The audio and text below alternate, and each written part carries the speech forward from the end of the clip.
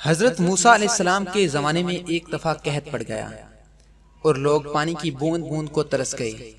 جب حضرت موسیٰ علیہ السلام کو علم ہوا تو آپ نے اللہ کی بارگاہ میں عرض کیا کہ اے باری تعالیٰ، کیا میری نبوت میں کوئی کمی رہ گئی تھی جس کی سزا میری امت کو اس قحط کی صورت میں مل رہی ہے؟ تو حکم ہوا کہ اے موسیٰ، اپنی امت کے تمام لوگوں کو پہاڑ پر لے جا کر دور دراز بٹھا دو اور کہہ دو کہ دعا کے لیے ہاتھ اٹھا لیں اور سب کی نظریں نیچی ہوں۔ حضرت موسیٰ علیہ السلام نے حکم کی تعمیل کی۔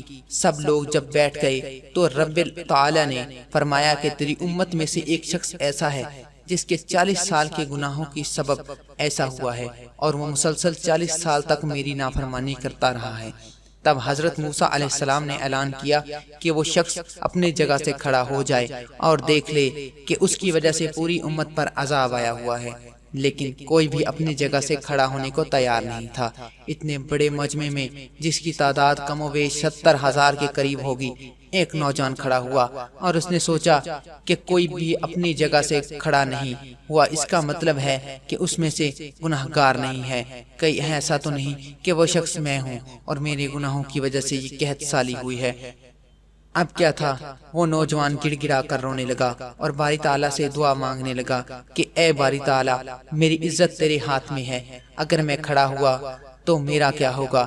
اے باری تعالیٰ، اگر وہ گناہگار میں ہوں تو تجھے اپنی رحمت کا واسطہ مجھے معاف کر دے، مجھے اپنے گناہوں کی وجہ سے تجھ سے پشیمان ہوں، میرے گناہوں کی سزا پوری امت کو نہ دے۔ میرے مولا میرے گناہوں کی معاف کر دے، میرے مالک۔ یہ کہہ کر اس نے اپنا منہ نیچے کی طرف جھکا دیا اور منہ پر چادر ڈال لی۔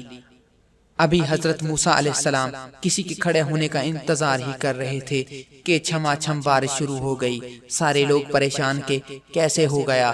حضرت موسیٰ علیہ السلام نے جب اللہ رب العزت کی بارگاہ میں عرض کیا کہ یا اللہ، ابھی تو وہ گناہگار تو سامنے آیا ہی نہیں تھا، پہر بارش کیسے ہو گئی؟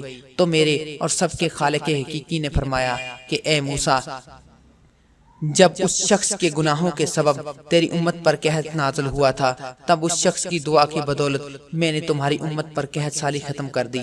تو حضرت موسیٰ علیہ السلام نے عرض کیا کہ اے باری تعالیٰ، مجھے ایک دفعہ اس سے ملوا تو دیتا۔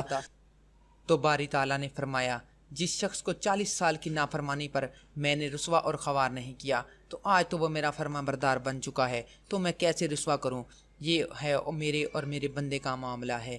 گویا مطلب یہ ہے کہ اگر انسان اپنے گناہوں سے اسی طرح توبہ کرتا رہے اور رب کے حضور گڑ گڑا کر دعا مانگے، تو وہ رب جو بڑا غفور و رحیم ہے اور 70 ماؤں سے زیادہ پیار کرنے والا ہے، کبھی اپنے بندے پر مصیبت اور عذاب نازل نہیں کرتا۔